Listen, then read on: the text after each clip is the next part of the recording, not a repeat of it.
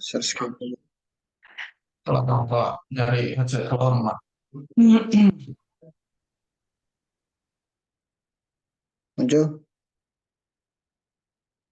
Muncul Ada, A. ada. Ya. Oke. Kelihatan.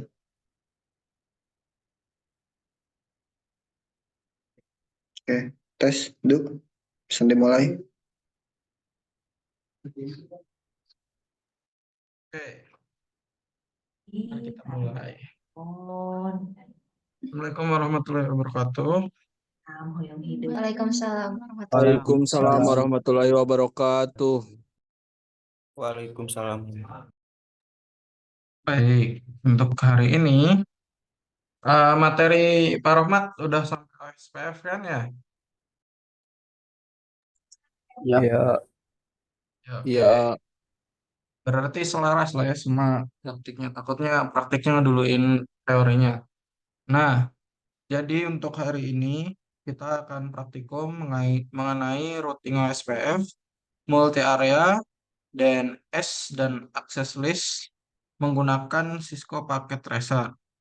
Nah, sebelum ke praktik, seperti biasa, nanti kita akan membahas dulu terkait materinya, kita review dulu sedikit. Takutnya pada lupa ya kan? Udah hari apa Pak Romat kemarin? Hari Senin, Selasa, Rabu kayaknya. Oke, next. Di sini, routing OSPF itu apa sih sebenarnya? Jadi OSPF itu suatu singkatan, kepanjangannya adalah Open Shortest Path First, yang disingkat jadi OSPF.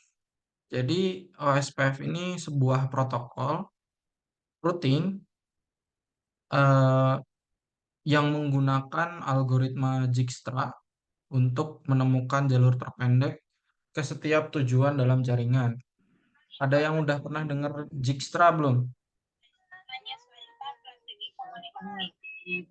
Harusnya kalian semua familiar sih sama algoritma Dijkstra. Ada yang tahu? Ada yang tahu? Belum tahu. Belum ya? Oke, algoritma Dijkstra itu biasanya kalian pakai di Google Maps. Google Maps itu pakai algoritma Dijkstra sampai sekarang. Dan algoritma Dijkstra di Google Maps itu nggak fake. Karena jalannya kadang nuduhin jalan yang salah. Itu wajar karena Dijkstra ini akan menemukan jalur paling cepat, paling pendek yang bisa dijangkau dari satu titik ke titik lainnya. Makanya ada kalanya kita salah gitu ya, atau tersesat gitu ya, gara-gara algoritma Dijkstra ini. Oke, iklan dulu bentar.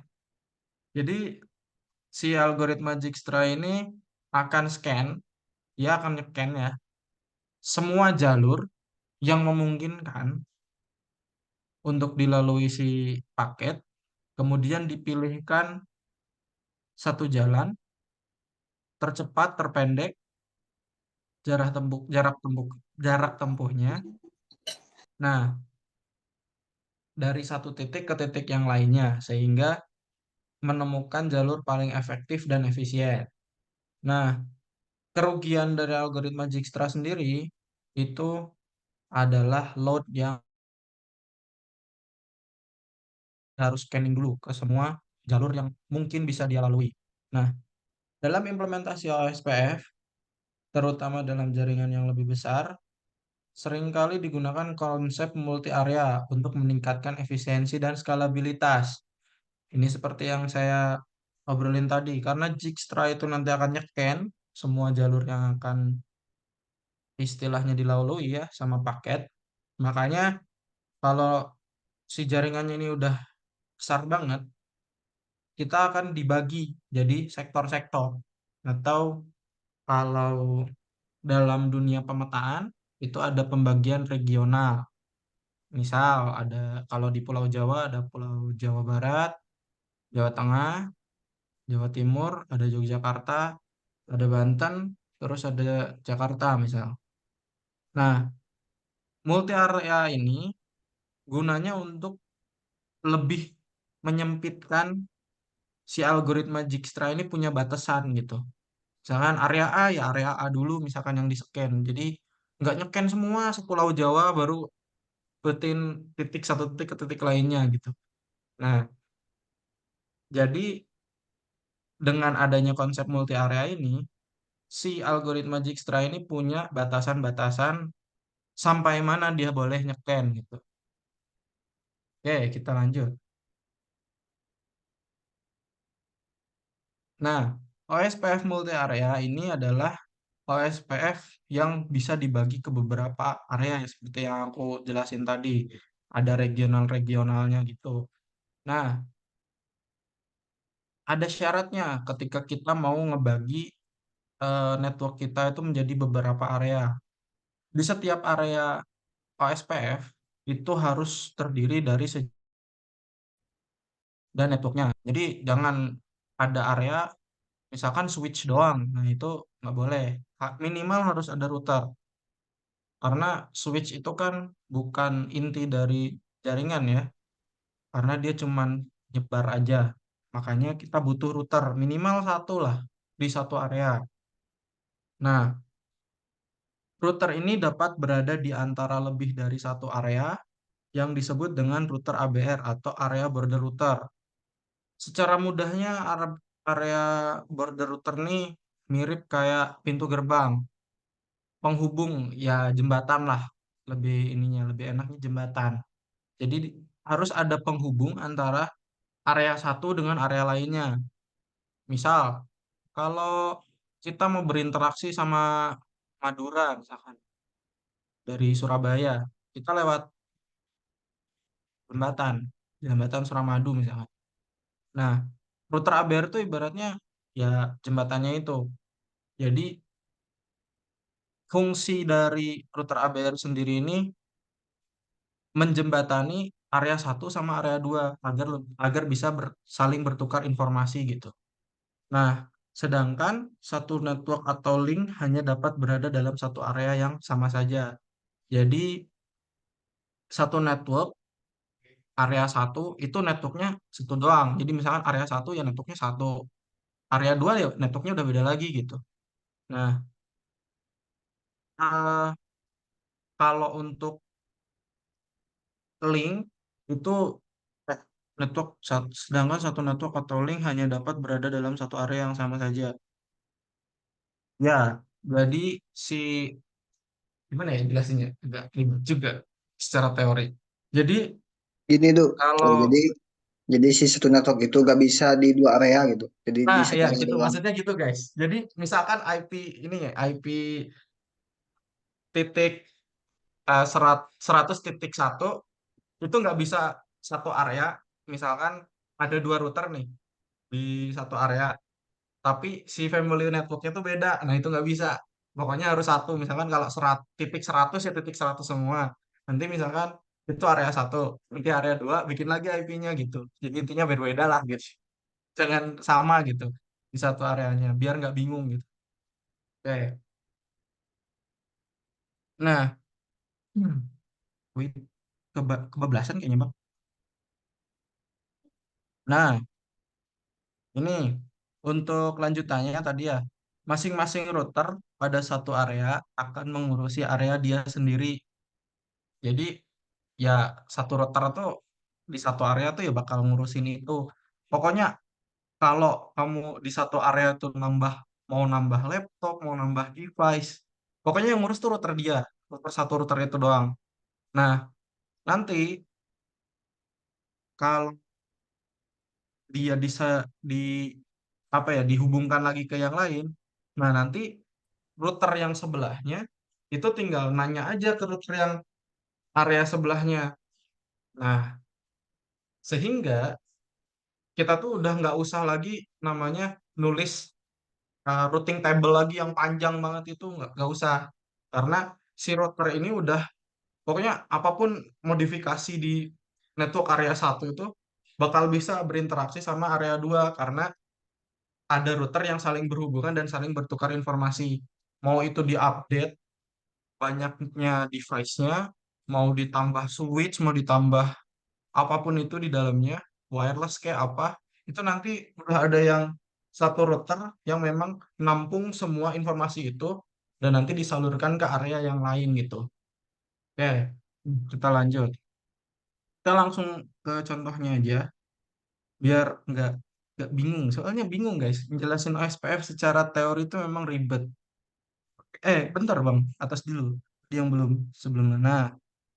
Nah, yang penting di OSPF itu ya guys, ada yang namanya area backbone atau area yang benar-benar kritikal, makanya namanya backbone atau istilahnya tuh tulang punggung guys. Jadi backbone ini adalah jalan, pokoknya kalau bikin 5 area misalkan, si area backbone ini bakalan selalu dilewatin mau dari area berapapun.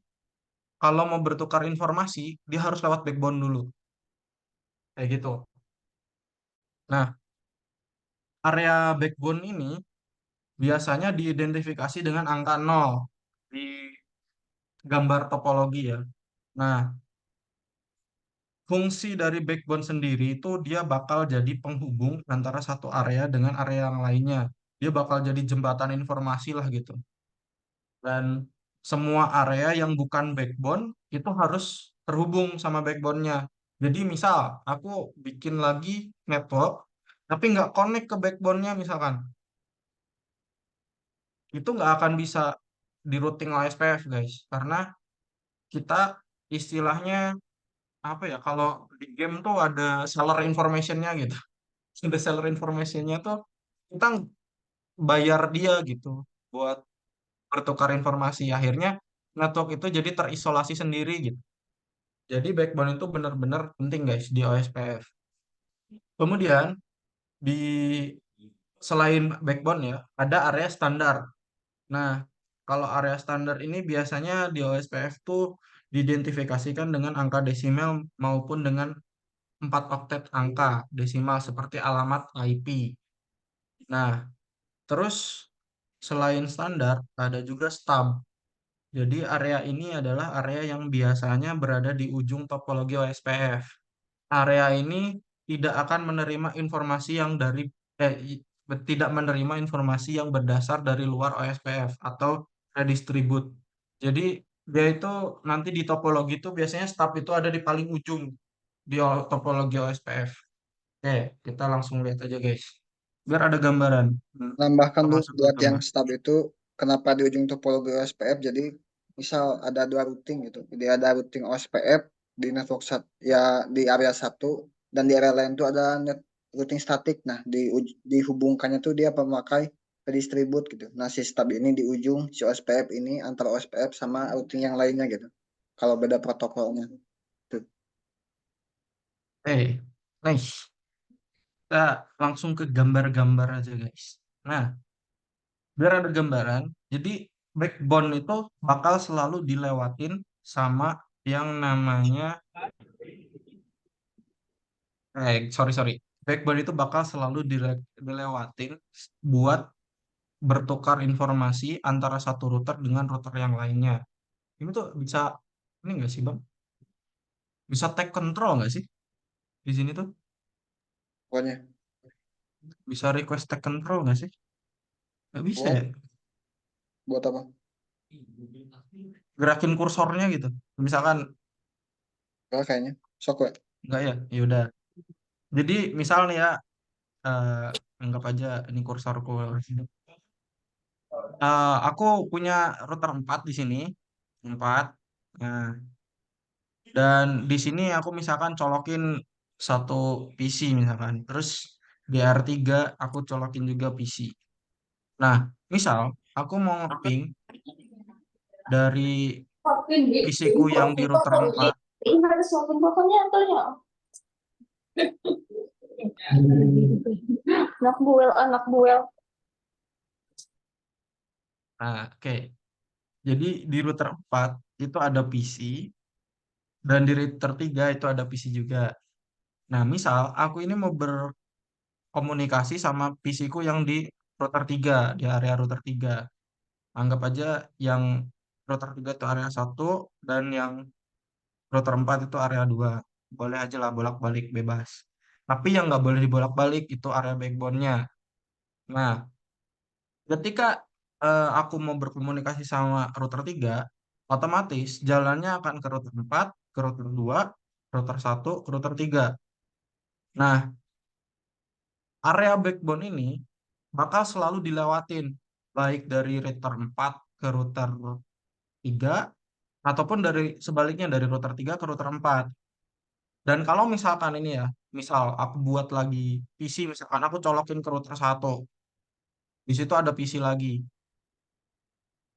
Aku mau komunikasi sama PC ku yang di router 4. Ya, tetap dia akan lewat backbone area gitu. Jadi mau PC-nya ditaruh di mana aja, ketika mau bertukar informasi, si backbone itu bakalan terus kena gitu jalurnya. Meskipun ya, aku nggak pakai jalur yang area 1 kalau misalkan aku nyolokin PC-nya di router 1. Kayak gitu. Jadi intinya backbone area itu bakal selalu dilewatin pokoknya guys. Dan FYI guys, di backbone area, si router 1 sama router 2 biasanya spesifikasinya lebih tinggi dan harganya lebih mahal. Karena backbone area kan dia menampung seluruh, ibaratnya tuh dia nampung seluruh routing table yang ada di router 4 sama router 3. Dan ketika router 3 dan router 4 itu dipanjangin lagi topologinya, ya dia bakalan diupdate ke router 3 dan router 3 tuh nanti ngupdate juga ke router 1. Dan makanya di ujung backbone-nya itu biasanya routernya paling mahal karena dia menampung informasi paling banyak. Oke, kita lanjut. Semoga agak kegebayang di teorinya. Karena emang susah guys, serius. OSPF tuh agak sedikit tricky sih sebenarnya. Oke, eh ini router ABR atau router perbatasan antara satu area dengan area lainnya bertugas untuk mendistribusikan informasi routing yang berasal dari suatu area pada area lainnya dalam bentuk LSA Type 3. Isinya hanya network-network yang dimiliki pada suatu area. Jadi router ABR ini akan memiliki LSDB lebih dari satu area. Ya, yang itu yang aku Aduh, maksud. Jadi, penjelasan LSA sama LSDB ada di kolom chat, bisa dibacain. oke, wait, aku baca.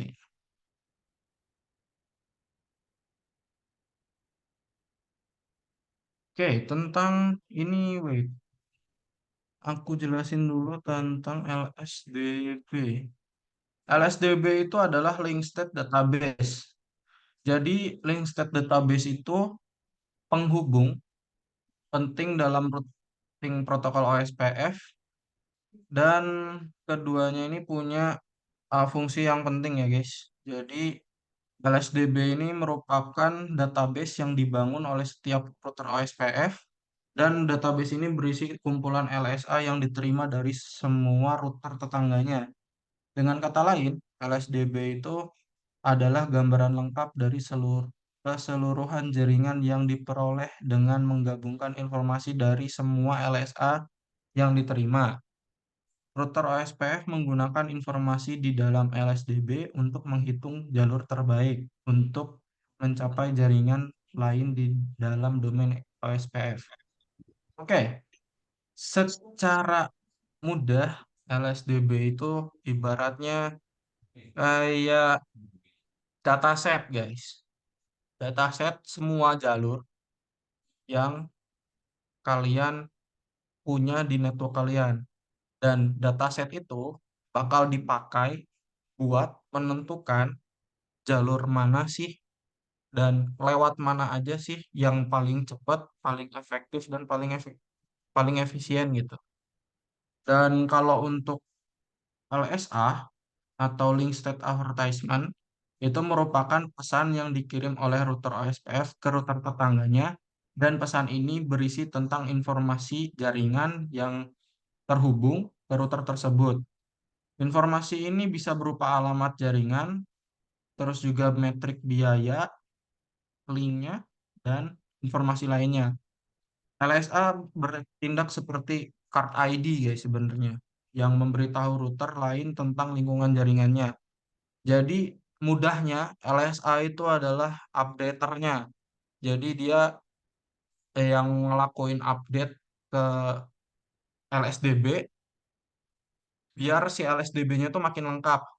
Semisal aku tambahin kayak misalkan kayak tadi ya di topologi yang tadi, aku nambahin PC atau nambahin switch atau nambah switch manageable ya, sorry, switchnya manageable, terus nambah PC. Itu nanti jalurnya itu akan ke-update dan ngupdate-nya itu lewat LSA gitu. Nanti LSA ini mah ditampung di dalam LSDB. LSDB ini nanti yang digunakan untuk menghitung jalur mana sih yang tercepat menggunakan algoritma Dijkstra gitu. Itu guys. Oke, lanjut.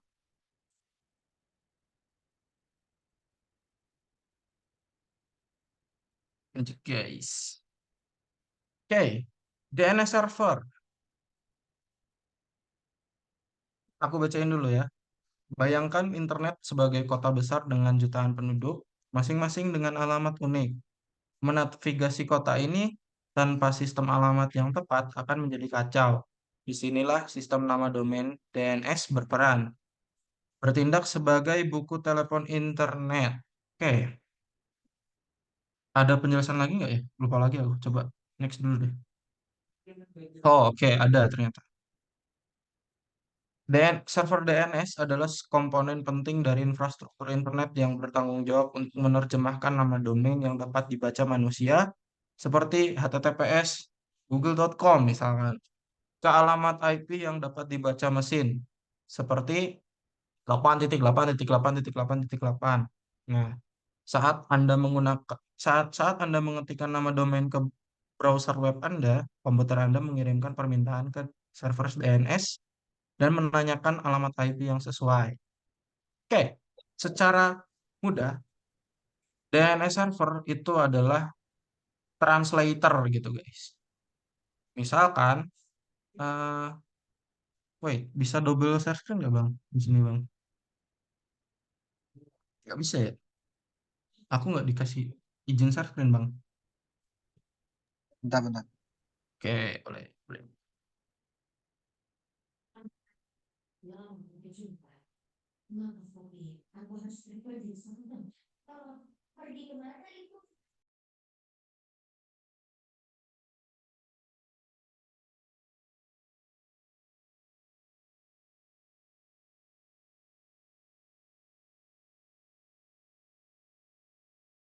Bang, iya lah, Pak. Selesai Swina, siap dilanjut. Oke, sok-sok. Boleh, boleh. Oke. Aku share dulu. Nggak bisa bang. Tetap ini, tetap notis. Oh, Udah. Oke. Wait second ya. Muncul guys, muncul. Muncul. ada. Oke. DNS kerjanya kayak gini. Misal, ini Google. Ini sama Google. Ini Google. eh aku ngetik Google, www.google.com juga sama. Dia keluar kayak gini. Nah, yang dilakukan DNS itu mengubah yang tadi ya IP 88888 itu jadi kalimat kayak gini yang bisa dibaca oleh manusia dan requestnya ini ya DNS sistem. Nih aku kita nggak ada gambar ya, nggak bukan ada gambar yang lebih penting sih. Nah kayak gini. Oh ya, nggak Nggak bisa. berubah, Bang. Nggak berubah. Gak gerak, Kak. Nggak gerak. Tidak Oh, gerak. bentar. Wait. Aku ganti dulu. Bentar ya. Wait a second.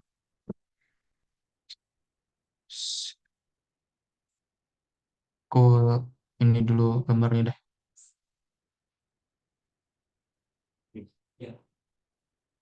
Terus coba just one keluar harusnya. Kayak gini, karena tadi di PPT kecil ya, jadi nggak kelihatan. Ah, jadi DNS server itu bergerak sebagai translator.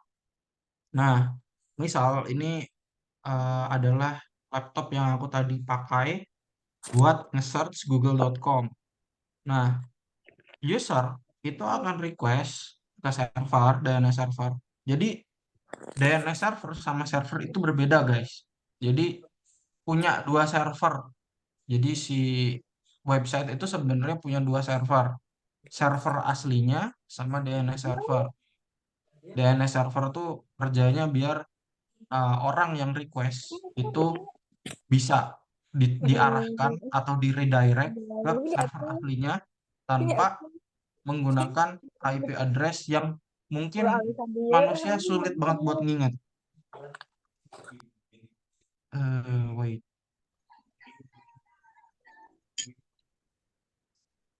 Oke. Nah, lanjut ya.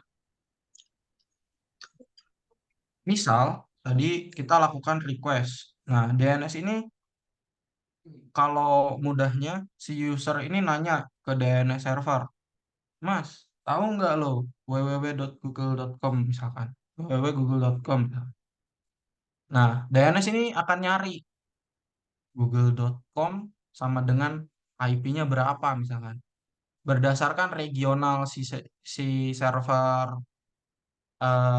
usernya misalkan. Oh, Google Indonesia misalkan. Dia dapat IP-nya sekian. Nah, nanti behind the scene-nya itu si DNS server ngirimin IP dari Google Indonesia misalkan ke laptop kita sekian detik gitu ya. Dan si browser ini otomatis langsung nge-search si IP ini dan langsung request ke server yang aslinya. Kayak gitu. Dan setelah udah request masuk ke server, kemudian apa sih yang dia mau cari? Misalkan, oh ternyata landing page-nya, misalkan kayak aku tadi, google.com-nya cuma landing page. Dan server ngirimin apa yang usernya mau. Langsunglah keluar. Misalkan, https, kayak apa? google.com terus search bar-nya misalkan. Kayak gitu. Nah, nanti misal kita nyari sesuatu di Google, dan karena kita udah dapat si IP-nya, itu udah dia nggak akan nanya lagi sama DNS servernya. Dia akan langsung request ke servernya gitu. Otomatis. Jadi nggak nanya-nanya terus gitu. Nah, karena si IP ini kalau nanti di website ya guys, itu tuh ada yang namanya authentication token ya guys. Nanti kalau kalian biasa apa ya main-main inspect terus main di layer application-nya, main di network, nanti kalian tuh ada ya semacam istilahnya semacam cookies lah gitu ya, informasi yang isinya tuh sebenarnya IP guys, yang masuk ke network kalian. Dan kebanyakan ya, kebanyakan hijacker tuh kayak gitu mainnya. Jadi misalkan tulisannya instagram.com tapi IP yang dikasihnya tuh berbeda dari server Instagram yang sesungguhnya gitu. Jadi dibelokin guys DNS servernya. Dan nanti kalian dapat IP-nya malicious gitu. Dan setelah masuk kalian langsung ngakses. Kayak yang aku pernah lakukan di IC Days guys. IC Days. Jadi aku bikin DNS server sendiri, isinya itu link phishing misalkan ya. Dan setelah orang request itu tuh nggak nyadar bahwa itu tuh sebenarnya bukan link Instagram yang asli gitu. Dan akhirnya masukin password segala macam tanpa dia sadar dan tersimpan di PC-ku gitu. Kayak gitu guys. Jadi konsep DNS itu sebenarnya banyak vulnerabilities-nya, tapi ini ngebantu banget manusia buat ngehafal suatu website. Ya kebayang ya guys, misalkan akamai.com terus kalian harus ngapalin gitu ya IP-nya satu-satu. Sementara itu IP website-website besar itu nggak satu guys. Kayak misalkan eh, Facebook itu dia punya beberapa IP. Ada IP alternate-nya, ada IP backup-nya segala macam gitu. Jadi eh, mungkin tentang mekanismenya kayak gitu. Oke, kita lanjut ke materinya. Saya skip lagi, Pak.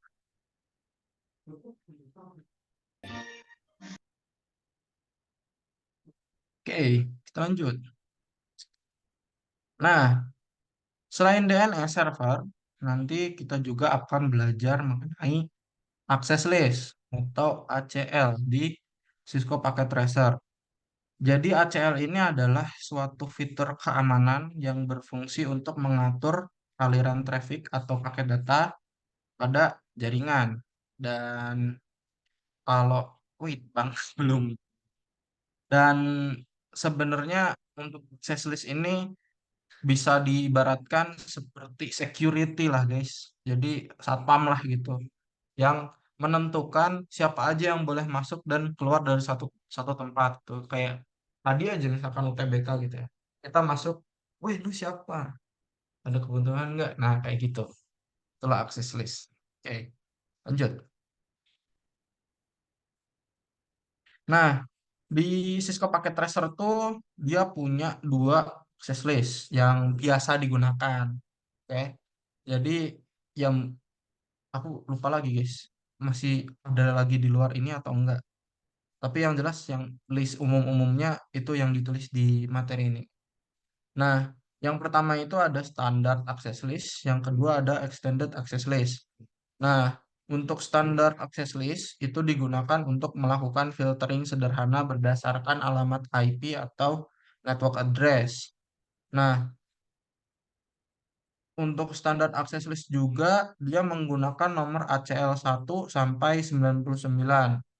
Biasanya diterapkan sedekat mungkin dengan tujuan paket data, biasanya di router, dan hanya memiliki dua pilihan tindakan, izinkan atau deny, atau ditolak. Nah, kalau untuk extended access list, ini digunakan untuk filtering yang lebih kompleks berdasarkan alamat IP protokol TCP, UDP, ICMP, dan lain-lain, port, dan kriteria yang lainnya. Dan biasanya untuk nomor ACL-nya 100 sampai 199. Dan untuk memberikan kontrol yang lebih granular terhadap aliran traffic gitu. Oke, lanjut. Karena ini praktikumnya, oh balik dulu Bang, berarti ke yang atas. Oh, no, no. Nah, nah, eh aku tadi mau ngomong apa ya? Oh ya, sorry. Jadi extended access list itu ya, karena dia filteringnya lebih kompleks. Jadi standar sama extended tuh sebenarnya pembedanya cuman di pilihannya, permit atau deny, terus sama di fi- filteringnya. Kalau yang standar itu benar-benar sederhana, jadi cuman berdasarkan IP doang gitu. Tapi kalau di extended itu dia bisa lakukan filtering sampai misalkan protokol yang digunakannya tuh TCP, UDP, ICMP atau yang lain-lain.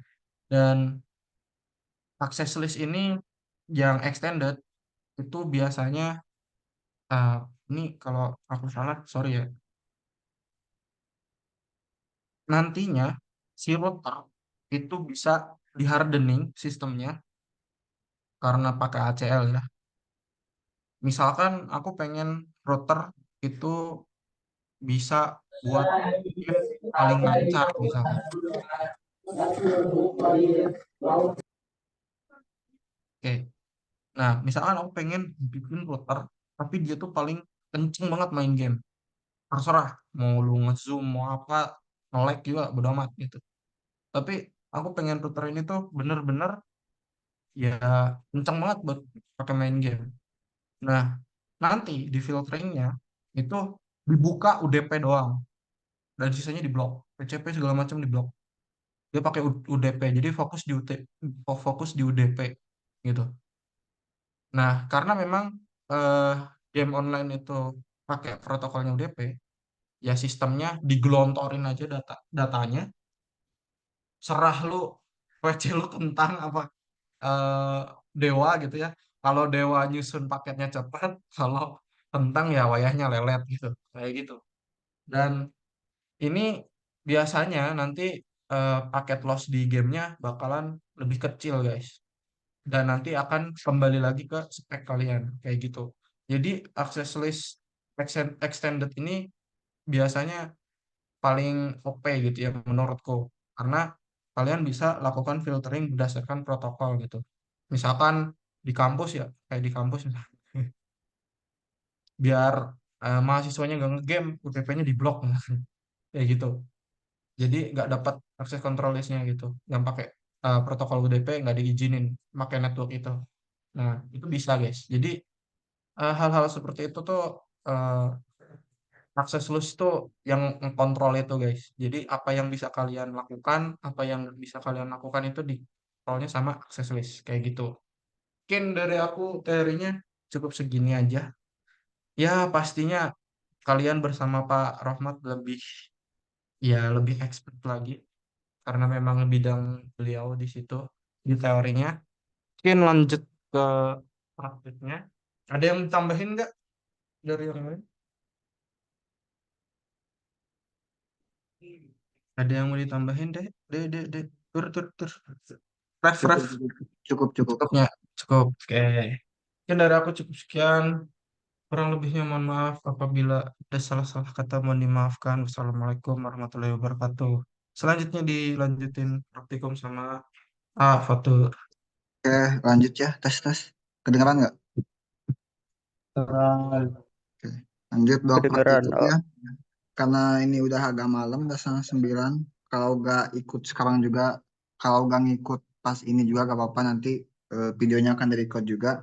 Tapi setidaknya bisa dipahami gitu. Jadi nanti pas pengerjaan ketika lihat record juga gak terlalu pusing gitu. Dapat dipahami? Paham, paham.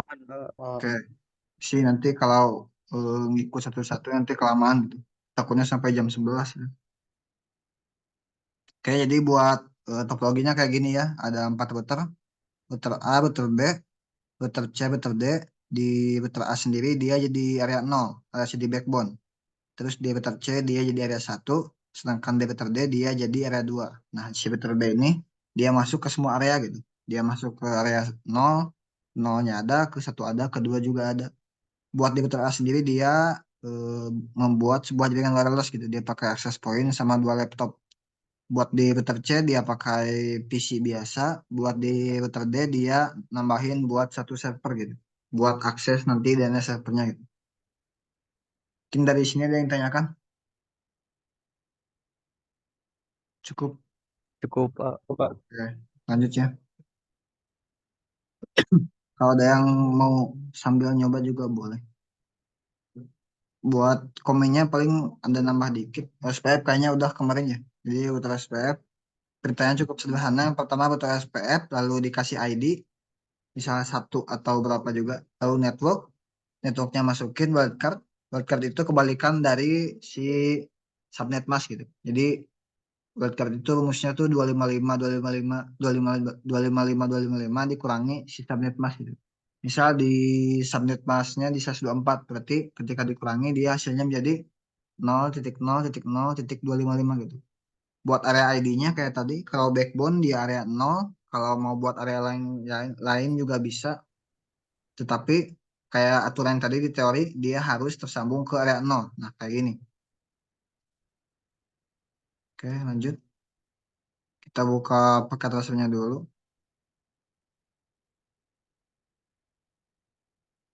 Hmm, kita kalau paket rasternya. Ari eta kabel ti laptop jika laptop 2 eta kabel naon? Pakai wireless. Di Oh, laptop kan? Di laptop Mohon. ya nanti pakai wireless ya. Nah, Oke. kita buat dulu buat topologinya. Kalau mau ngikut juga boleh, kalau enggak juga gak apa-apa, nanti bisa di record, namun coba buat dipahami gitu. Jadi nanti pas dilihat record gak terlalu pusing. Yang pertama kayak biasa kita pakai router PTMT aja buat kita isi si portnya di gigabit Ethernet. Kita tambah 3 aja cukup. 1, 2, 3. Udah, nyalain lagi routernya. Kalau udah, copy aja. Paste 3 kali. Ya, ada 4 router ya.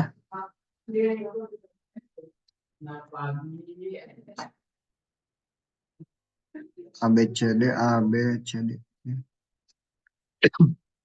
Yang atas di router A. Yang ini router B. Yang kiri router C. Lalu yang terakhir router D. Lalu yang pertama buat di sebelah atas di router A kita pakai access point. Access point di sebelah mana? Mungkin bisa dicek di sini. Sini ada network device, cari di sebelah bawah wireless device. Nah, sini ada beberapa contoh kayak Meraki, APPT dan lain-lain. Kita pakai yang, nah ini APPT access point. Access point kita masukkan aja ke sini access point 0. Lagi ganti access point 1 aja. Yang 1, lalu buat laptopnya biasa di sini di end device kita tambahin 2 laptop. 2 laptop lalu 1 PC dan di 1 server. Nah, server di sini ya, di end device ada di kolom PC dan juga laptop. Lalu biasa kita cabling pakai yang manual aja langsung. Yes.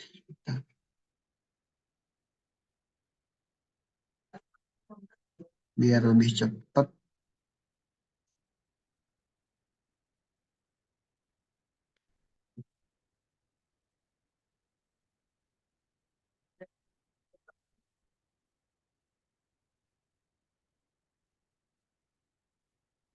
Nah, router A sini pak kelihatan si interface-nya.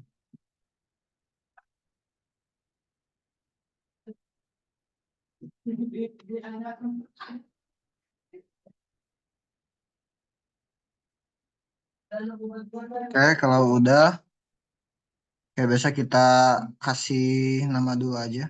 Bentar, kasih dulu kayaknya. Pertama backbone di sebelah atas.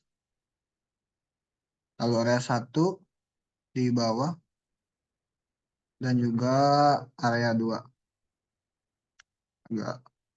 Agak kurang pas. Jadi buatnya bisa lebih rapi. Ini aja. Maaf, Pak. Ya, Buat akses point ngambilnya di mana ya? di network device. Lalu di sebelah bawah kita pilih yang wireless device. Di sini. Yang keempat. Ada gak? Cari yang APPT. PPT ya, PPT. Oh iya ada. Oke. Ya. Sama. Oke, lanjut. Ya, biasa kita kasih nama buat penamaan IP-nya biar lebih gampang. Buat di atas 2020 sama 2.0, area satunya 1 sama 10.10, area 2-nya 30 sama 3.0. Oke. Lanjut. Oh ya, itu absen bisa diisi ya. Jangan lupa SS dulu. Oke, lanjut. Buat penamaan di sini, saya kasih nama area 0. Lalu yang di 0, yang di sini area 1. Satu lagi area 2. Oke. Di situ kita tambahin keterangan di networknya biar gampang buat nanti pengisian IP-nya. Di sini tadi 10.10 ya. Ya, bentar. Oh, di atas 2020.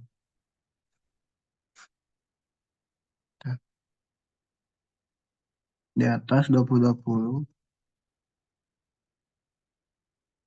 SS24. Lalu buat network di jaringan laptopnya 2.0. Buat di area 1 dia 1010. SS24. Buat di network PC-nya dia juga 1968 1.0 SS24. Lalu di area 2 juga antara routernya 3030 SS24. Satu lagi 3.0 SS24. Oke. Ada yang ngikutin nggak? Udah selesai. Ada Topiknya. Ada Selesai topologinya. belum Oke.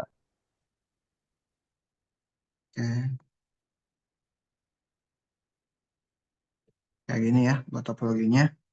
Lalu buat tadi gimana cara connect wireless dari laptop access point, mungkin nanti kita kasih IP terlebih dahulu kayak biasa gitu.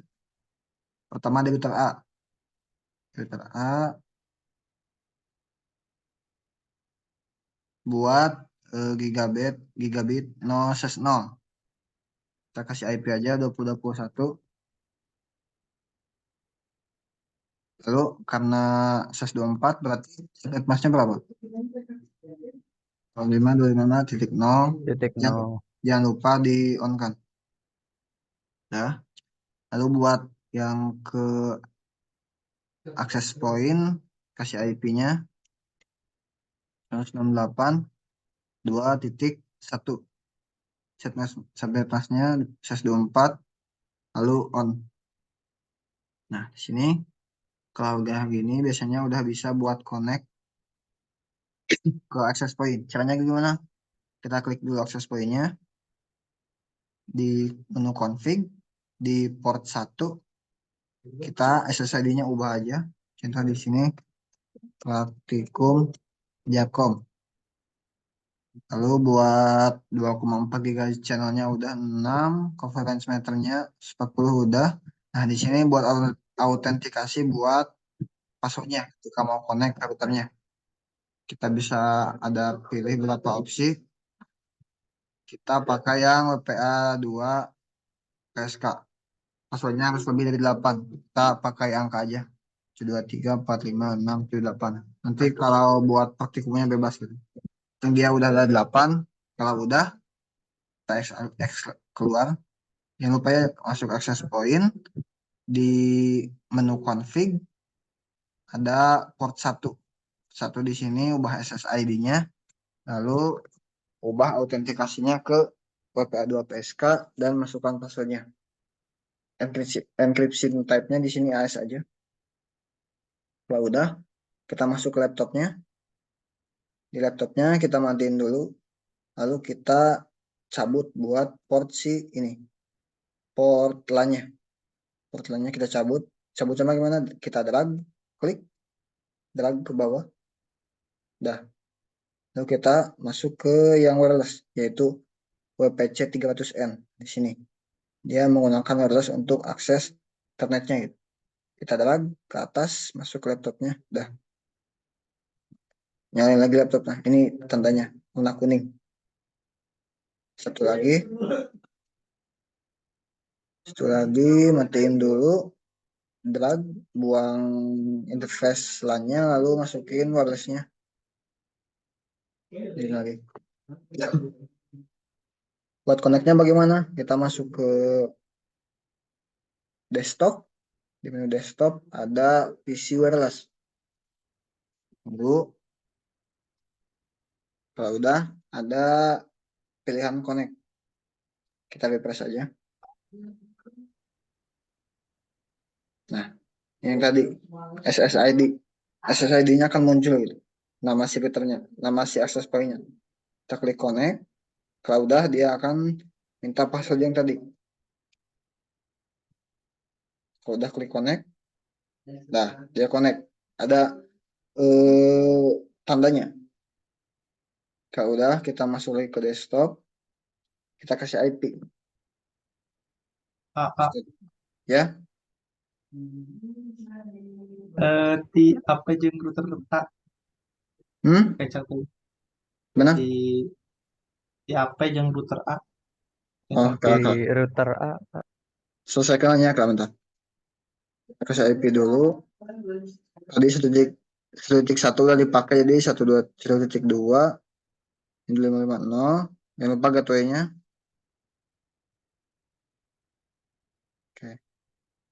Oke, di router A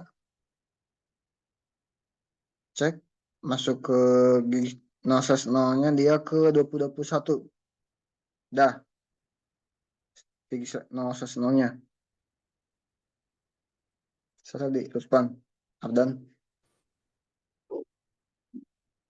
Dah. PA. Telah 0/0-nya 2020-2021.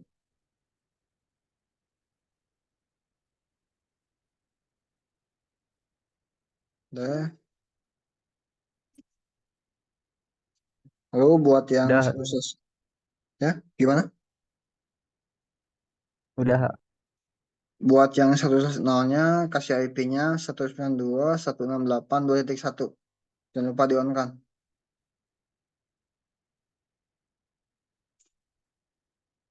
Dah. Udah. oh nah Ya, access point. Di menu config ada port 1. Nah, di sini SSID-nya ganti. Udah. Udah. SSID-nya ganti, lalu autentikasinya pilih WPA2 PSK, lalu kasih passwordnya, pasnya. Udah. Udah. zona Masuk ke laptop, di PC wireless. Oh, contohnya satu lagi berarti. Masuk ke laptop, jangan lupa diganti dulu interface-nya.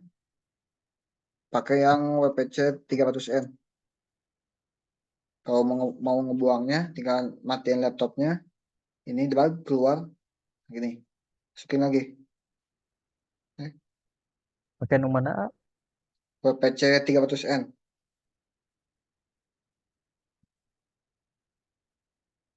Kalau masih ada kayak kabelan kayak RJ45 itu masih LAN, buat LAN. Drag dulu. Matiin laptopnya di sini. Oke, Sudah udah. klik. Udah. Kalau udah, masuk ke menu desktop ke PC wireless. Di sini ada menu connect. Klik refresh aja. Buat refresh akses point yang ada. Nah, ada muncul nama yang tadi. Klik connect. Masukin passwordnya. Klik connect. Kalau udah connect, Kumaha bagian PC wireless udah connect udah. ke menu connect. Udah. Ada nama SSID router access point yang tadi. Udah. Ada, klik connect. Klik, lalu klik opsi connect di sebelah kanan. Masukin passwordnya. Ya udah. Udah, aman. Ini kasih IP. Karena tadi di betulnya tadi kita kasih 1.1 buat gateway-nya. Berarti di sini 1.2 sama 1.3. Karena tadi udah 1.2-nya dipakai di laptop 1, ini laptop 0, kita kasih 1.3. Jangan lupa gateway-nya. Udah, gitu. Saya udah bisa. Sini. Belum. Udah, Laptop hijina DG sami dikitu kena. ya sama.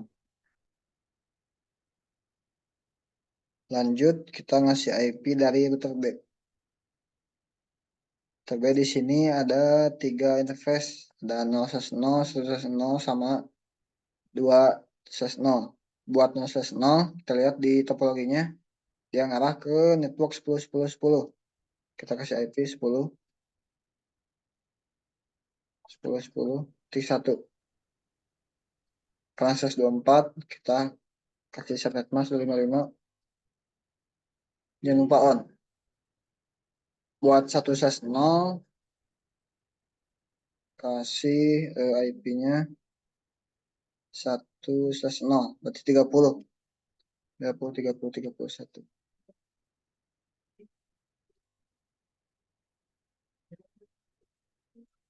Jangan lupa di on. Lalu buat 2/0 ke atas berarti 20. Karena tadi udah dipakai 2021, di router A kita pakai 2022. Jangan lupa isi subnet masknya on. Bentar, saya kirim dulu buat gambar topologinya.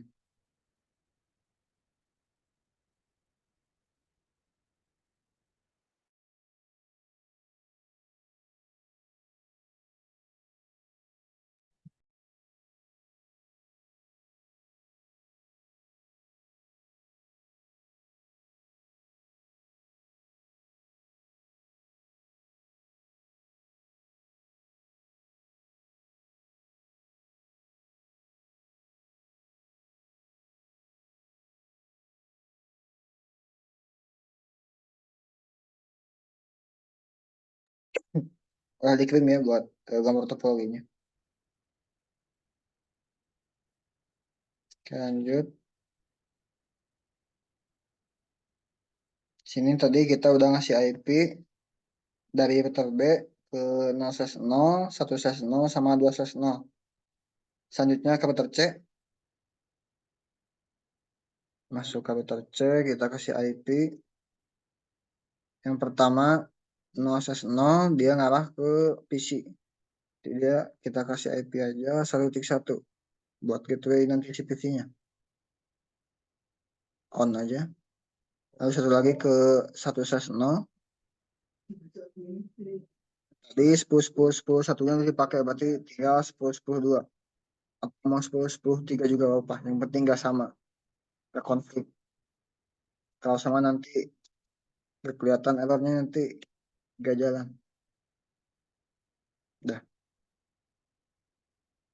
Satu lagi di router D.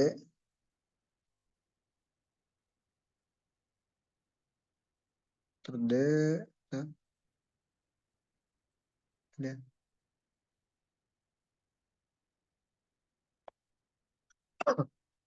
Router D dia 0/0-nya ke 30.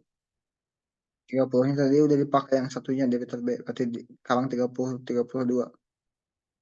Jangan lupa subnet masknya on. Satu lagi buat 1/0 dia ngarah ke si servernya. Pakai IP-nya 3.1 berarti buat gateway-nya. On. Kita dulu buat ngasih IP-nya. Ada yang terkejar enggak? Kasih PC IP-nya seberapa? Gimana? IP ke PC 0. Di sini bisa dilihat di topologinya. Dia pakai 1.1 aja. Oh, deh. Siapa? Ya.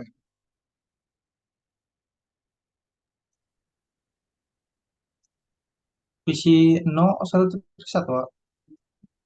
Ya. PC 1/1. Ya, dia tercek kan 0/0. Nah, tercek 0/0 1.1. Lalu kasih IP di PC-nya bisa langsung di desktop. IP configuration masukin berarti 1.2. Gateway-nya jangan lupa diisi IP router yang tadi yaitu 1.1. Dah. Setelah lagi server kasih IP di desktop IP configuration. Karena tadi 3.1 udah dipakai, sekarang pakai 3.2. Udah. Jangan lupa gateway-nya.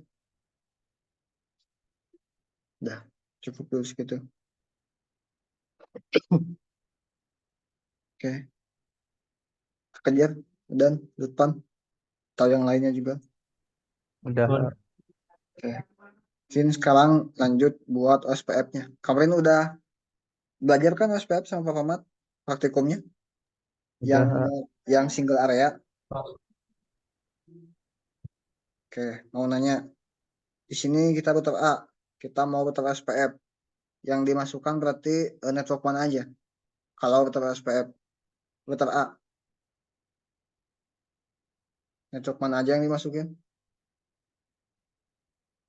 Ada yang tahu? Router A, SPF. Harus paham dulu konsepnya. Kalau statik kan kemarin ke semua network yang mau terhubung. Nah, kalau SPF gimana? Yang bisa jawab gak? Dari penjelasan tadi juga. Atau kemarin juga pas praktikum sama Pak Ahmad.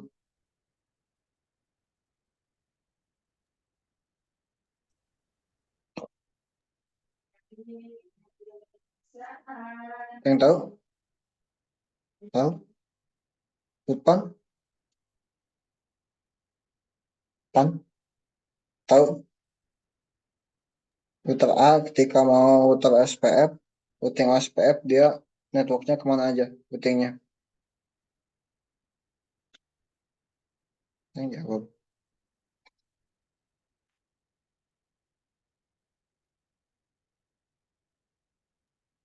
Kalau nggak salah ke network 192.168.2.0 sama 20.20.20.0 A. Perkenalan nama dulu kelihatan. Maaf. Oh ya maaf Pak. Perkenalkan nama saya Rosa Uliahana dengan ujung Oke. MPM 685. Oke. Ya, jadi kemana aja? Kalau tidak salah ke network yang 192.168.2.0 terus sama ke network 20.20.20.0. Oke. Berarti bisa diartikan bahwa kalau ketemu routing SPF berarti hanya ke network yang terhubung aja. Tuh. Kalau router B, Rosa, kira-kira kemana? Kemana aja? Kalau router B. Kalau router B berarti ke 10.10.10.0, 20.20.20.0 sama Ya. 30.30.0. Nah, itu. Mungkin yang lainnya juga dapat dipahami ya. Udah benar gitu. Berarti ketika kita mau dengan SPF, contoh di sini router A, ada dua network terhubung, ya dua network itu aja gitu. Kalau di router B ada tiga, ya tiga gitu. Beda kayak statik, kita harus satu gitu. Kalau statik, kalau pakai statik di router A, kita harus kenalin ke 2.0, ke 10.10.10, ke 30.30, 1.0, sama 3.0 gitu. Jadi lebih banyak buat routingnya. Tapi kalau pakai OSPF, pakai dynamic, dia tuh hanya memberikan informasi network apa yang paling dekat dengannya gitu. Jadi nanti si router SPF atau yang di backbone yang akan mengurusi rute yang terbaiknya gitu. Jadi dia cuma ngasih informasi aja. Router A di sini cuma ada 20.20.20 sama 192.168.2.0. Jadi cuma gitu gitu.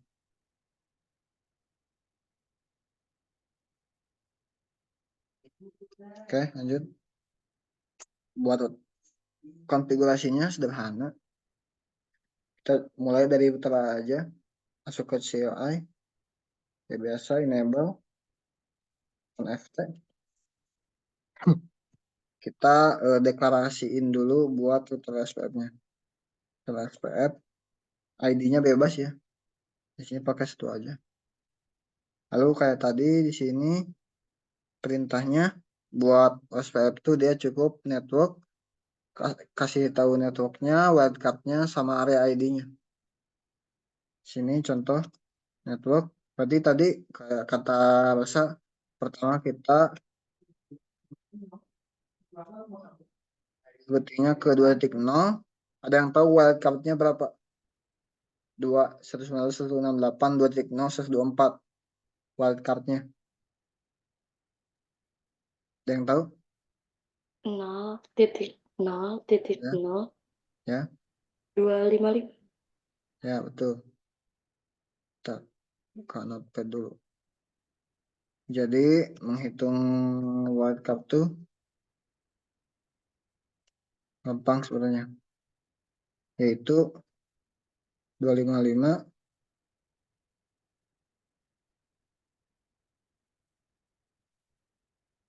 dikurangi si subnet masknya. Karena tadi subnet masknya 255 titik 0, kita kasih tanda aja. Nah, gini. Anggap aja pengurangan gitu. Berarti sisanya kayak tadi dikurangi, berarti sisanya 0, 0, 0, 255. Ini kalau 124 gitu. Contoh kalau 130. 130 kan dia subnet masknya itu dia 252. Ini 130. Berarti buat wildcardnya 0003 doang. Jadi kebalikan dari si subnet masknya gitu. Oke, lanjut. Sini karena dia 124 titik 0255. Area 0. Kayak ini bisa dilihat area 0. Udah dikasih tanda. Bentar. Satu lagi ke 2020.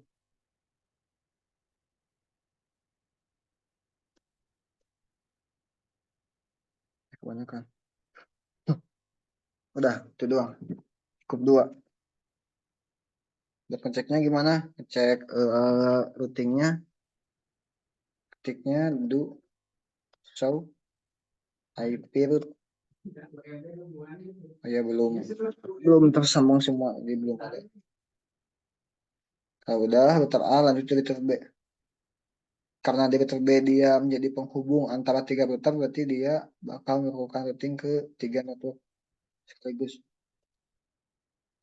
Kayak tadi router OSPF 1 atau 2 juga boleh.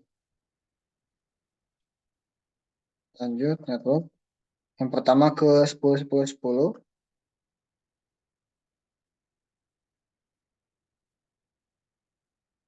Area bisa dilihat di topologinya, berarti dia ke area 1. Area 1. Next. Nextnya ke 20.20.20. Dia area 0.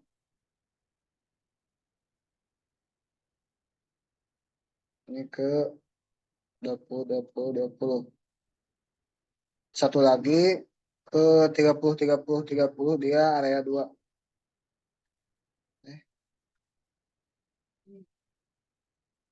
30.30, dia area 2. Oke, kalau udah, jadi ada 3 ya. Yang pertama ke 10.10.10, ke 20.20.20, sama ke 30.30.30. Kalau udah router B, lanjut ke router C. Router C dia cuman ke 2 jaringan, kedua network. Router SPF 3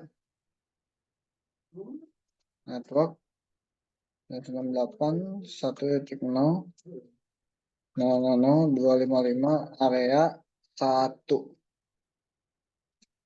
Satu lagi 10.10.10 sama juga ada 1. Dah.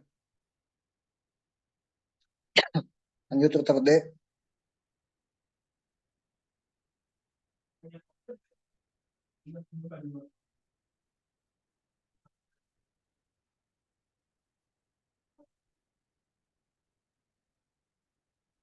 Router OSPF 4.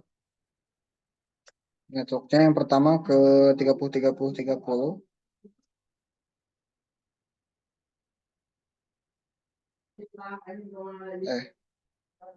Magnetic. Areanya berarti area 2. Satu lagi ke 3.0.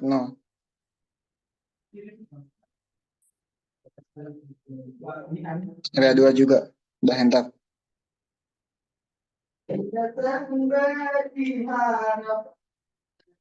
Kalau udah, kita coba buat fast forward time dulu. Nah, ini buat mempercepat alur si routernya gitu kerjanya.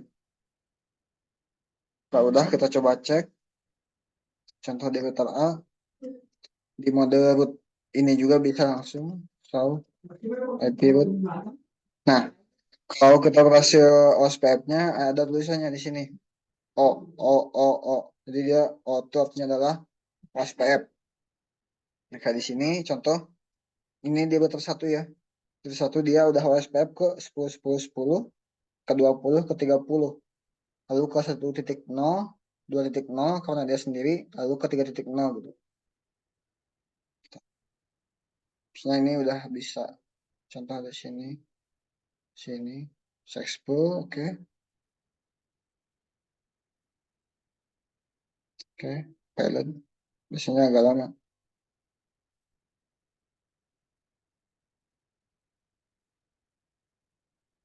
Filternya udah bisa. Nah udah. Mungkin ada yang tanyakan dulu. Udah router SPF-nya. Router A naon we A? Ya, Anu router A naon we tadi? kita tulis dulu. Bisa disimak ya. Router A. So, yang pertama, langsung aja ya. Dia routingnya ke, nah ini artinya dia routing ke, pertama ke 2.0 sama 2020. Komennya tahu kan?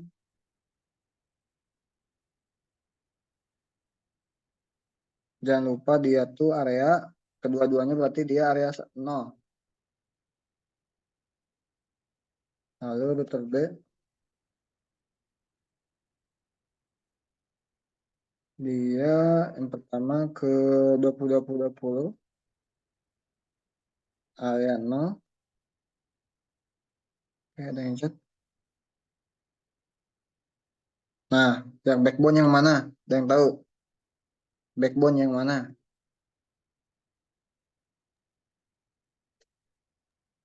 Cuma Area Backbone. 0. Nah, tuh. Di sini 10 tuh dia ke area 1.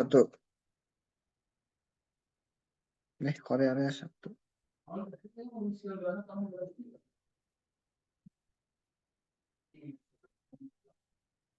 Tiga puluh area 2.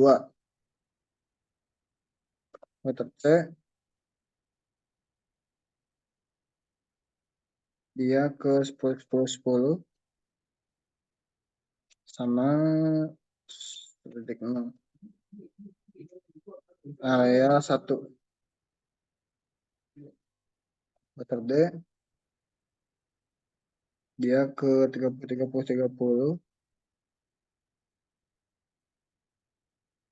sama ke 3.0 areanya 2. Nah gini mungkin singkatnya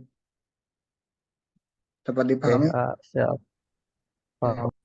Saya kirim dulu di chat atau di grup juga nanti. Bentar ya.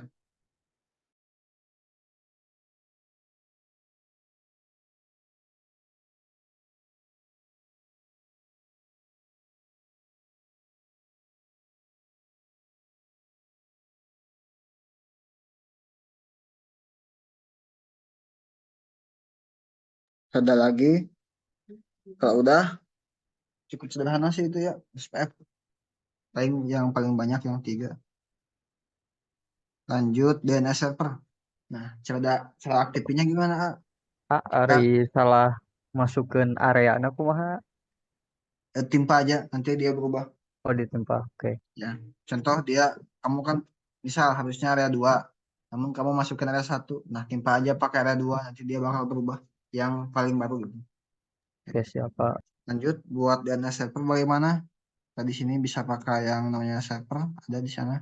Nah, di sini ada beberapa settingannya, config, desktop kayak biasa, cuman ada bedanya di sini ada service. Di sini ada HTTP, tahu ya HTTP buat apa? Ada DHCP, DHCP V6, V6 itu buat IP versi 6.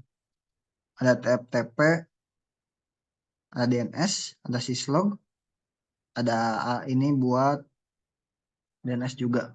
Ada NTP, ada email, ada FTP buat file transfernya, ada IoT, ada VM management sama DSLP. Di sini kita pakai yang DNS. DNS jangan lupa di on kan dulu. DNS dari masuk ke server ke menu services, masuk ke DNS, on kan dulu DNS-nya namanya. Nah, di sini coba aja tes.com. IP-nya IP si servernya. Server yang tadi yang kita kasih. Itu 2.2.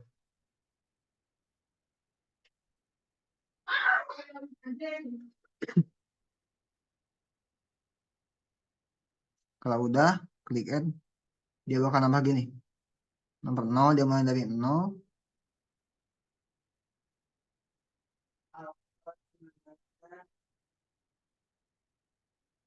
Type-nya di ARICOD, detailnya 2.2. Jangan lupa di-on-kan dulu.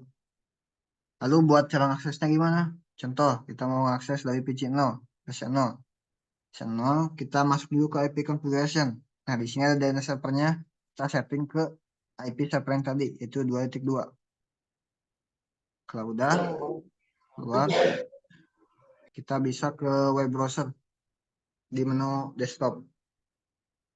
Web browser, tunggu dulu, kita ketik tes.com. Go.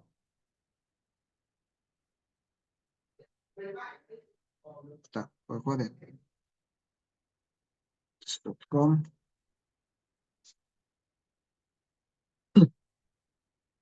Connect pada.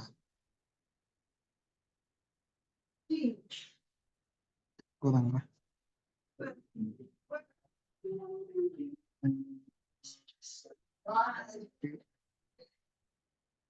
Apakah ini perlu tambahin juga? Oh, 3.2 ya? Pantesan. Salah. Jadi tadi di sini di menu services DNS tadi 3.2 ternyata. Nah, di sini edit aja. Jadi 3.2. Save. Nah, 3.2. Masuk lagi ke sini ke PC 1. Cek di IP configuration buat DNS servernya ubah ke 3.2. Kalau udah masuk ke web browser lagi.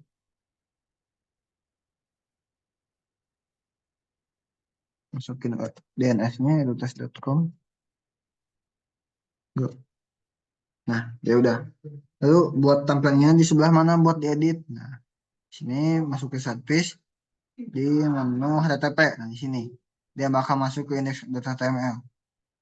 Nah, nanti buat tugas kalian bisa diedit sebagus mungkin lah. Sini, atau di sini ganti aja. Hello world bosan ya. Goodbye world.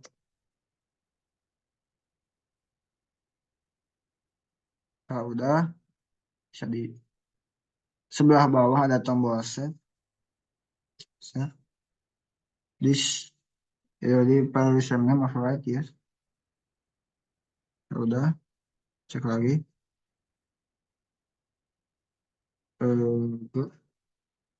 Nah udah dia berubah.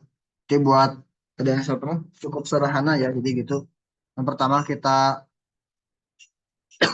akses dulu servernya, servicesnya kita nyalain si DNS-nya, lalu kita kasih nama buat DNS-nya, kasih IP-nya juga, IP-nya IP server ini gitu. Lalu di end, jika si PC mau akses, tinggal tambahin dan di menu IP configuration, tambahin di DNS servernya gitu. Oke, sampai sini ada yang tanyakan. Ya, agak malam, 10. Cukup? Cukup, Pak. Oke, di laptop juga sama. Akses DNS servernya. Jangan lupa DNS servernya kita ubah 3.2. Setelah lagi.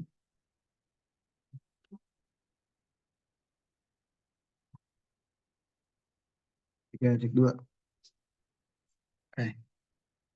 Triknya gampang sih. Kalau dia udah connect, habisnya dia udah bisa. Kalau dia. Bentar. Oh salah IP-nya dong. Harusnya 2.3. Ini 2.1. Misalkan dia udah tadi 2.1. Ya benar. Laptop 1 juga harusnya 2.2. Sini 2.1. Coba. Bentar.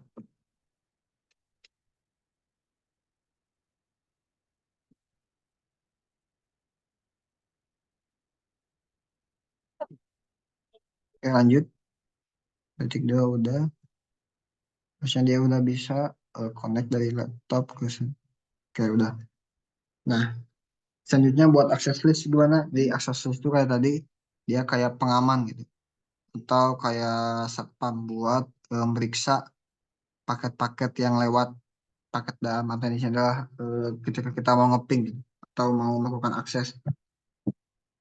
Kayak tadi si access list ini tuh dia perlu persyaratan gitu. Jadi kita harus definisikan dulu siapa yang boleh masuk, siapa yang nggak boleh masuk gitu. Atau dalam dalam kasus ini kita coba buat akses listnya kita taruh di letter A. Berarti dia letter A tuh contoh kita mau keadaannya tuh si laptop 0 bisa akses ke server, namun laptop 1 dia nggak bisa gitu. Berarti buat filteringnya gimana? Berarti kita tinggal masukin hostnya aja si laptop 0 atau laptop satunya. Si laptop 0-nya boleh lewat, si laptop satunya nggak boleh lewat gitu. Filteringnya lewat apa? Lewat si IP address gitu. Kalau di rumah ya kayak gitu gitu, atau di kayak di tempat gitu. Contoh si ini nggak boleh masuk, si ini nggak boleh keluar kalau dia identitasnya ini. Gitu. Buat caranya bagaimana? Kita bisa masuk ke portal A. Seperti sini ya. Berarti kita akses listnya aja di portal A. Berarti kita bakal mengatur traffic dari dalam keluar dari dalam network ini si dua laptop ini keluar portal A. Gitu. Dalam kasus ini dia mengurusi traffic laptop 0 dan 1 ke servernya gitu. Cara bagaimana? Kayak biasa kita masuk ke CLI. Nah, CLI kita kasih komen access list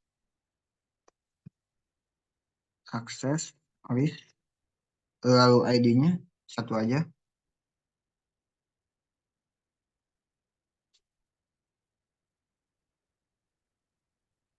Lalu buat selanjutnya kita bakal ngasih permission.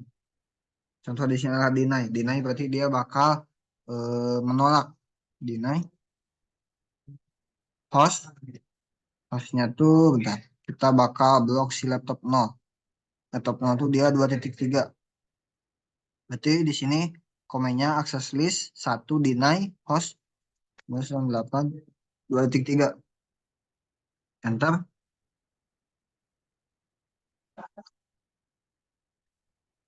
Kalau udah tinggal kita kasih izin ke host yang lainnya itu selain si 2.3 ini yaitu si 2.2.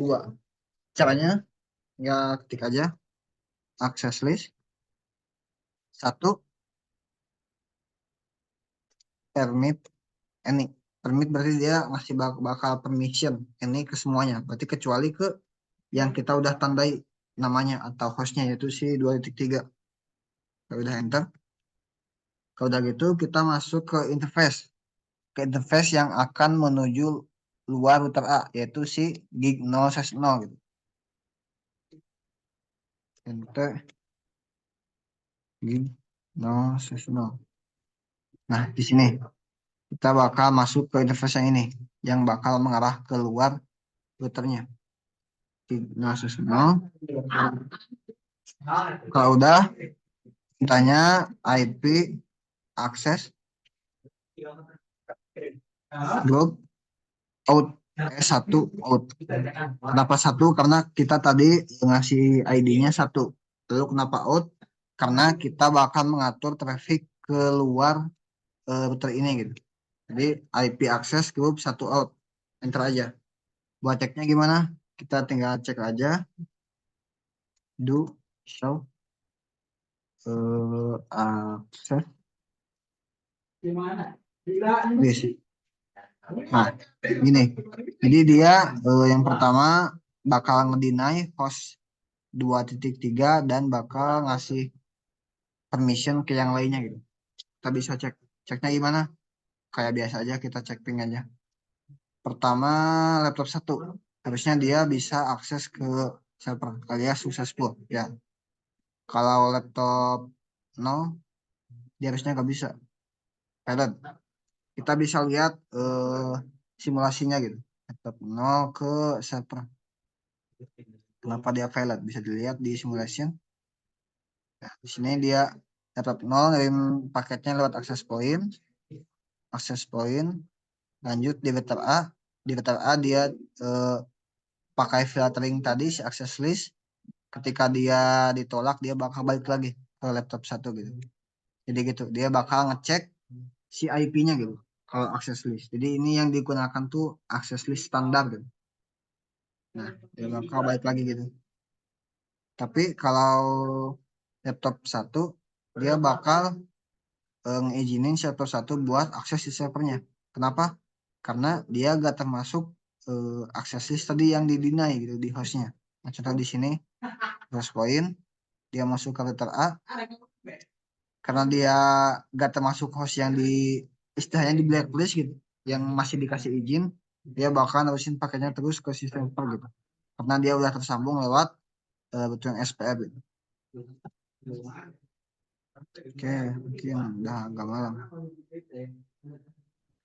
Ada yang mau ditanyakan? Ada yang masih belum mengerti? Kurang paham? Tes? Halo? Gimana cukup Pak? Cukup? Aman, cukup. Yang lainnya? Tadi cenah Ardan mau nanya. Nah, dan Naon itu bisa mandan. aman nak. Oke. Buat tugas ini mau sampai kapan deadline-nya? Minggu besok. 2 minggu, Hah? Eh, Minggu besok. seminggu. minggu Dua ya. Minggu depan WA banyak tuh. 2 WA 2 minggu. banyak tugas 3 minggu 2 minggu. 3 minggu mah semesternya nggak sebanyak atuh. kan UAS minggu depannya lagi UAS Tanggal 26 tuh. Berapa? Atau Please. kelamaan? Kelamaan? 26 minggu 26 26 minggu kelamaan. Sekedap teuing. Hah? Nanti 26 kelamaan. Kelamaan. Sekedap teuing. 30 5 Juni WA. Hah? Juni, ayo disiumnya kumaha nih lainnya Juni. 27 WA 27. Can dikasih tahu wasna. Tahu Ahmad, Tapi belum proyeknya Pak. Sana. kamarnya yang notis tuh, bilang nang gitu. 2 minggu bilangnya lagi. bakal praktek gila itu. Nyanyi? Itu sih Bapak. Wah, saya juga praktikum. Mau tahu tahun kemarin nggak wasnya gimana? Mau tahu tahun kemarin ya? Tahu gimana? Mau tahu nggak? Mau tahu nggak? Tahu gimana? Spila. Spill dong, Jelas spill. jelasnya. Tapi nggak tahu dipakai dari nggak tahu nggak. Tapi jangan dikasih tahu. Ya. Nah, Oke, tahu wajib di share sih. nggak mau. Boleh 100.000 seorang. Share. Sok infokan dana sok. 2.000 pertama. Siapa tahu beda. Ada UAS-nya. Nyawas. Dah. Don. Ya, segitu. Ya, Ya, atuh. Tadi kumaha wae sampai nu barusan. Ya, sampai akses list. sampai akses Jadi, list yang pertama router SPF, semua networknya terhubung, lalu kita pakai DNS server agar si PC sama laptopnya bisa akses web server. servernya gitu. Bebas nanti kalian buat sebagus mungkin lah buat tampilan HTML-nya. Lalu terakhir akses list, kita kasih ketentuan si laptop 0-nya gak bisa akses server, namun si laptop satunya dia bisa gitu. Jadi salah satu aja gitu. Ya di blok pokoknya mah. Ya kayak di blog itu. Cukup. Ini akan lagi. Gampang dah. Gampang. Cuman setting web server, DNS servernya. Ya, DNS server. Di sini Udah sama ngeblok use. Yes, gampang. Gampang. Visit deh buat kalian. gampang Nah, praktiknya nah. juga. Cuman masalahnya biasanya panik duluan, Eta. lalu lupa komen, Offline online. gak tahu, nah agak bukan dosen, Naon ada online offline aja. Bahasa eta baheula mah mah orang mah offline mana? Terus harus bikin laporannya tuh. Eta UAS bikin. ya. Laporan. Gak usah. Bikin. Enggak, pas UAS bikin. Pas UAS mah bikin. Tapi sederhana. Sederhana Cuma bikin. SS-an doang. Jadi Dijelasin. ieu nya baheula mah routing table-nya. Teh, Entah ih. bikin routing table dulu mah. Cuma SS-an Itu mah doang. waktu UAS-nya. Waktu UAS-nya itu mah. Iya, betapa SPF unggul. Lalu buktinya udah connect si wirelessnya, bukti servernya bisa diakses, bukti aksesnya berjalan itu unggul. Itu. Seueur. Tapi gak tahu sekarang mah gitu. Siapa tahu makin susah. Siapa tahu sekarang mah ada Makin susah. remote server. Makin Aduh. gampang gitu, Nyala sewe.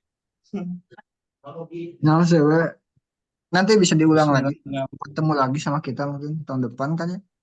Nah, bisa. Meureun. Nah, gak apa-apa. Ketemu lagi. Ketemu lagi. Tahun depan. Ketemu lagi tahun depan gitu. Kalau Kan semester depan mah ganjil. tahun depan. Tahun depan. Tidak Mau lulus merenang. Bebas itu mah. Opsional. Opsional lulus mah.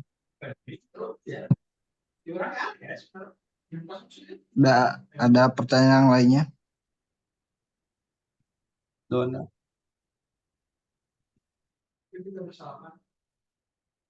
Ini buat ini tanggal 26 ya. Oh, kelamaan. Oke. Berarti jadi tanggal Enggak, enggak itu. Kan Naras, Hah? Pengen minggu depan. Ini emang minggu depan kan? 27. Iya. Tanggal 27 jam 00.01. Oke, siap. 27 ya tanggal. 27 00.01. Enggak ada yang izin kan? Bisa yang izin dari izin telat mengumpulkan lagi.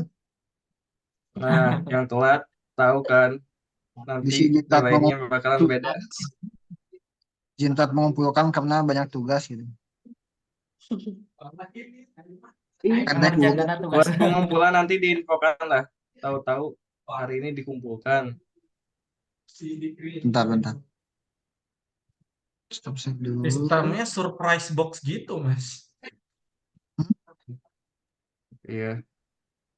Biar sedikit ngegebek gitu. Biar happy.